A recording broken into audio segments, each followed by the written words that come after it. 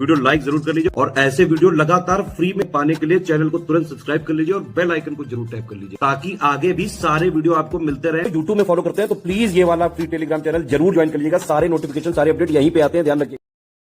नमस्कार दोस्तों बीपीएससी के लिए पीवाईक्यू लेके आ गया हूँ मैं प्राचीन भारत इतिहास के, मतलब प्राचीन काल का जो इतिहास है उसके। ठीक है, तो इसको डिटेल में देखेंगे हम लोग और बाकी कंप्लीट लेक्चर को अगर आप करना चाहते हो तो आप ज़रूर से ज़रूर हमारा ग्रुप ज्वाइन करिए, जिसमें आपको पूरी से पूरी तैयारी, वीडियो के lecture, complete study material, PYQ, top most expected MCQ और आपको पेड क्विज सब कुछ मिल जाएगा दोस्तों। ठीक है, तो चलिए शुरू करते हैं। सिंधु घाटी सभ्यता की सबसे महत्वपूर्ण विशेषता क्या थी?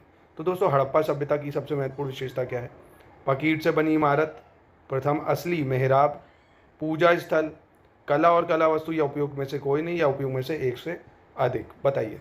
तो दोस्तों देखिए, हड़प्पा सभ्यता आपने पढ़ा होगा। हड़प्पा जो भारत के ये इस एरिया में थी, सिंधु घाटी के आसपास, वेस्टर्न यूपी तक आएगी, गुजरात, राजस्थान, पंजाब, हरियाणा, पाकिस्तान, अफगानिस्तान के एरिया तक पहुँचती है। हड़प्पा सभ्यता की बहुत सारी विशेषताएँ थी। इनमें से सबसे मुख्य विशेषता जो थी, पक्की ईंट से बनी इमारत। इन लोग ने, सोचिए, आज ईंटों के भट्टे लग रहे हैं, है ना, और गांव में देखा होगा आपने ईंटों के, मिट्टी के ईंटें यूज़ करे जाते थे अभी 20-30 साल 50 साल पहले, और ये लोग आज से 3-4 हज़ार साल पहले, बताइए, पक्की ईंटें यूज़ करते थे। कैसे इतना ज़्यादा डेवलप्ड थे। जो आपने ग्रेट बाथ देखी है वो पक्की ईंटों की बनी हुई है, तो काफ़ी डेवलप्ड थे ये। दूसरा पूछ रहा, मेगास्थनीज किसका दूत था? तो मेगास्थनीज, जो कि आपको पता होगा, सेल्यूकस, सिकंदर, डेरियस, यूनानी या उपयोग में से कोई नहीं। तो दोस्तों बताइए। देखिए, मेगास्थनीज जानते हैं जिसने इंडिका किताब लिखी थी, चंद्रगुप्त मौर्य के शासनकाल में ये था। सेल्यूकस दूत था, किसका था? सेल्यूकस का। तो याद रखिएगा, मेगास्थनीज ने इंडिका किताब लिखी है, चंद्रगुप्त मौर्य के शासनकाल का है और इसने इंडिका किताब लिखी थी। ठीक है। कौटिल्य की पुस्तक अर्थशास्त्र किस विषय पर आधारित थी? बीपीएससी में जैसा कि आपको पता होगा, आपको 5 ऑप्शन मिलते हैं। आर्थिक संबंध, शासनकाल के सिद्धांत और अभ्यास, विदेश नीति, धन संचय या उपयुक्त में से कोई नहीं। तो कौटिल्य की पुस्तक जो अर्थशास्त्र है वो किस विषय पर आधारित थी दोस्तों? तो ये आपको पता होगा, ये किस पे आधारित थी? शासनकाल के सिद्धांत और अभ्यास पे आधारित थी। नाम अर्थशास्त्र था, और क्या उसमें नीतियाँ थी, कैसे शासन चलेगा, इन सब के बारे में विस्तृत वर्णन था। ठीक है। फिर आता है त्रिपिटक धार्मिक पुस्तक है। जो त्रिपिटक है वो किसकी धार्मिक पुस्तक है? जैन, हिंदू, पारसी या बौद्ध? तो दोस्तों त्रिपिटक, ये पता होगा आपको, बौद्ध की धार्मिक किताब है ना। आपने पढ़ा है कि भाई अभिधम्म पिताका, सुत्त पिताका, विनय पिताका, जब बुद्धिस्ट काउंसिल हुई थी पहली, उसमें ये 3 चीज़ें बन के आई थी, है ना, अभिधम्म, विनय और सुत्ता पिताका। तो ऐसी त्रिपिताकास, ये इनकी धार्मिक पुस्तक थी। नेक्स्ट देखते हैं, अशोक के धम्म का मूल संदेश क्या है? राजा के प्रति वफादारी, शांति एवं अहिंसा, बड़ों का सम्मान, धार्मिक सहनशीलता या उपरोक्त में से कोई नहीं या उपरोक्त में से एक से अधिक।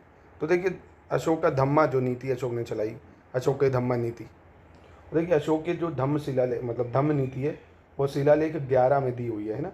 तो इसमें क्या था? शांति, अहिंसा, बड़ों का सम्मान, धार्मिक सहनशीलता, काफ़ी चीज़ें थी। यानी इसका ऑप्शन ए हो जाना चाहिए, उपरोक्त में से एक से अधिक चीज़ें इसमें आनी चाहिए। ठीक है, एक से ज़्यादा आ जाएंगी।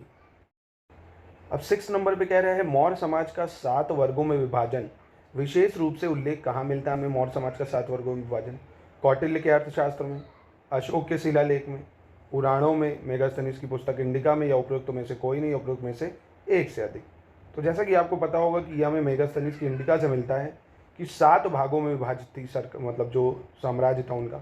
कौन कौन थे 7 भाग होते थे, मतलब 7 कैटेगरी के लोग कौन थे? एक तो ब्राह्मण होते थे, भैया ब्राह्मण है। ठीक है। दूसरा कौन हो जाएगा?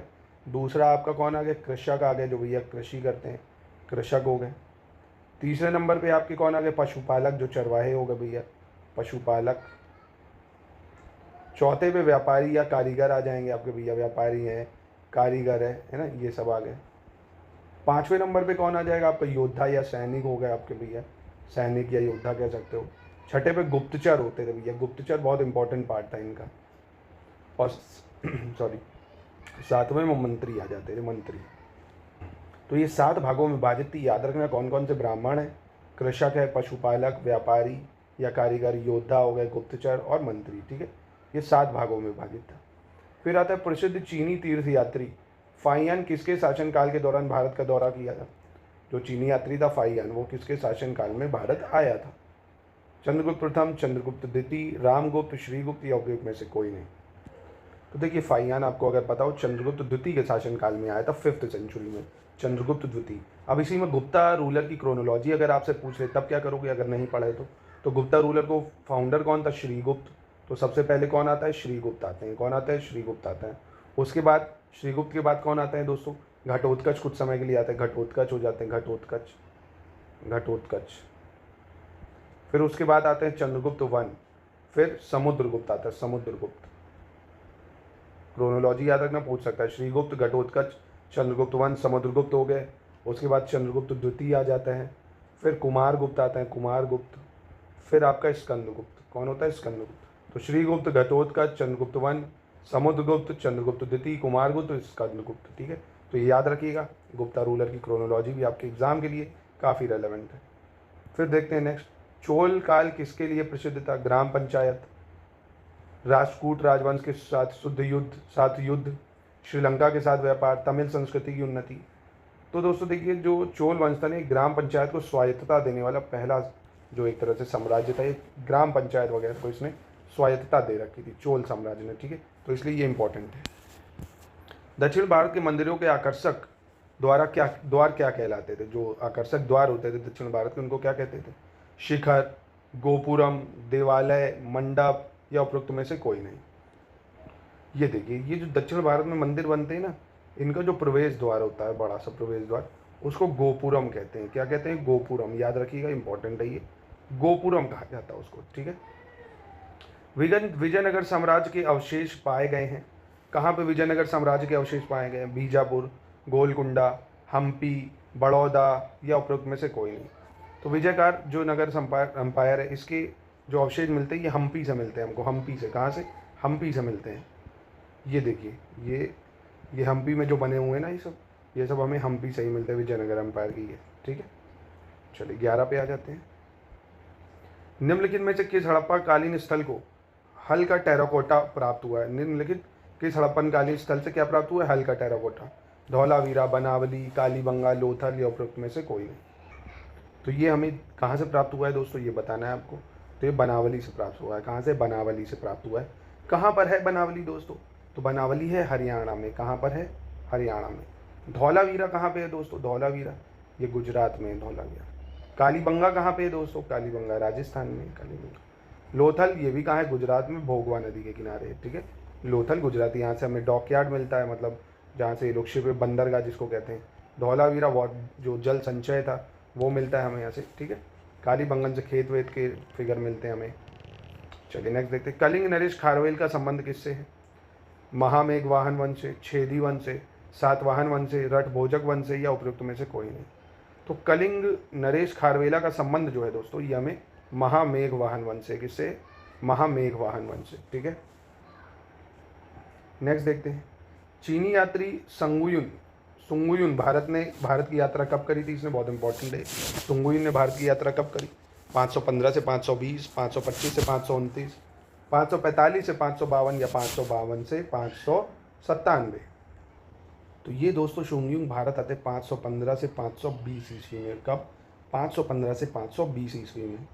नेक्स्ट देखते हैं, किस प्रकार भूमि को अपरहत कहा जाता था? किस प्रकार की भूमि को क्या कहते थे? अपरहत कहा जाता था। बिना जोती हुई जंगली भूमि, सिंचित भूमि, घने जंगल वाली भूमि, जोती हुई भूमि या उपरोक्त में से कोई नहीं। तो दोस्तों अपरहत किसको कहते थे? अपरहत जो थी ये बिना जोती हुई जंगली जो भूमि थी, इसको अपरहत कहा जाता था। क्या कहा जाता था? अपरहत कहा जाता था। ठीक है, इसको याद रखिए। और एक इंपॉर्टेंट चीज़ याद रखिए, जैसे क्षेत्र होता था, क्षेत्र जो होती थी उसको कहते थे कृषि योग्य भूमि को क्षेत्र कहते थे। जो कृषि योग्य भूमि होती है, कृषि योग्य भूमि, उसको क्या कहते थे? क्षेत्र कहते थे, जिसमें क्षेत्र कृषि हो जाए। ठीक, खिला किसको कहते थे? खिला, अगर खिला पूछे, जरूरी थोड़ी अपराध पूछे, अपराध पूछा तो अब खिला पूछ लेगा। खिला होती है बंजर भूमि। कौन सी? बंजर जो भूमि है, बंजर भूमि को क्या कहते हैं? खिला कहते हैं। और क्षेत्र कहते हैं कृषि योग्य भूमि को। ठीक है, अपराध किसको कहते हैं? बिना जोती हुई जो जंगली भूमि है उसको अपराध कह देंगे। ठीक, ऐसे ही दोस्तों वस्ती जो थी, वस्ती किसको कहते थे? वस्ती कहते थे जो रहने योग्य भूमि होती थी, जहाँ रहते थे, रहने योग्य घर होते थे जहाँ। तो वस्ती जहाँ पे बस्ती हो तो वो रहने योग्य। खिला बंजर भूमि है, क्षेत्र कृषि योग्य भूमि होगी, अपराध बिना जोती हुई भूमि होगी। सारा जो हो गई, सारा लास्ट है, ये चारागाह होती थी, चारागाह नहीं होती जहाँ पे जानवर चरते हैं, वो सारा कहलाती थी। क्या कहलाती थी? जहाँ जानवर चरते हैं, सारा का। तो ये याद रखिएगा, काफ़ी इंपॉर्टेंट चीज़ें हैं। क्या क्या? क्षेत्र, खिला, वस्ती, सारा, अपराध, इन सब के बारे में बता दिए मैंने आपको। एग्ज़ाम के लिए काफ़ी रेलिवेंट है। देखिए PYQ का मतलब सॉल्व करना ये नहीं होता है कि आपने ये PYQ पढ़ा उसका आंसर रट लिया, नहीं।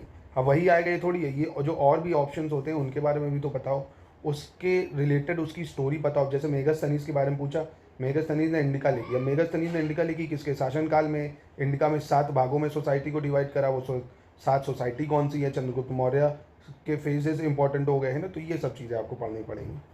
उदंतीपुर शिक्षा केंद्र निम्नलिखित में से किस राज्य में है? उदंतीपुर, बंगाल, बिहार, गुजरात या तमिलनाडु? तो उदंतीपुर दोस्तों बहुत ही फेमस है, ये बिहार का शिक्षा केंद्र है उदंतीपुर, बिहार का। तो काफ़ी BPSC के लिए तो ये ज़्यादा रिलेवेंट हो जाएगा। उदंतीपुर बिहार का काफ़ी इंपॉर्टेंट है। तो दोस्तों ये आज के मैंने 15 क्वेश्चन करा है डिटेल्ड एनालिसिस। आप अगर इसकी कंप्लीट डिटेल एनालिसिस चाहते हो, डेली वीडियोस के फॉर्म में 150 क्वेश्चन आपको मिल जाएंगे। डेली लेक्चर चाहते हो अगर, कि भाई पूरी एंशिएंट हिस्ट्री एकदम डिटेल में उतनी ही कवर करना चाहते हो जो एग्ज़ाम के लिए ज़रूरी है, पूरे कॉन्सेप्ट के साथ वीडियो मिलेंगे आपको, स्टडी मटेरियल मिलेगा, PYQ जो है वो तो आपको करा दिए जाएंगे, प्लस मोस्ट एक्सपेक्टेड क्वेश्चन जो होते हैं, मोस्ट एक्सपेक्टेड क्वेश्चन हर सब्जेक्ट के, हिस्ट्री, ज्योग्राफी, पॉलिटी, साइंस, वो आपको मिलेंगे। करंट अफेयर्स आपको मिलेगा, ठीक है। हर चीज़ जितना एग्जाम के लिए ज़रूरी है। पेड क्विज आपको पेड क्विज में ऐड किया जाएगा कि आप पेड क्विज लगाइए एग्जाम में, उससे क्वेश्चन बहुत आएंगे। डाउट क्लियरेंस ग्रुप, आपको कोई भी डाउट होता है 24/7 आप पूछ सकते हो, 24/7 डाउट क्लियरेंस ग्रुप आपको मिलेगा, है ना। तो इन सब चीज़ों पे थोड़ा ध्यान केंद्रित करिए ताकि आपके सिलेक्शन को और ज़्यादा आसानी हो।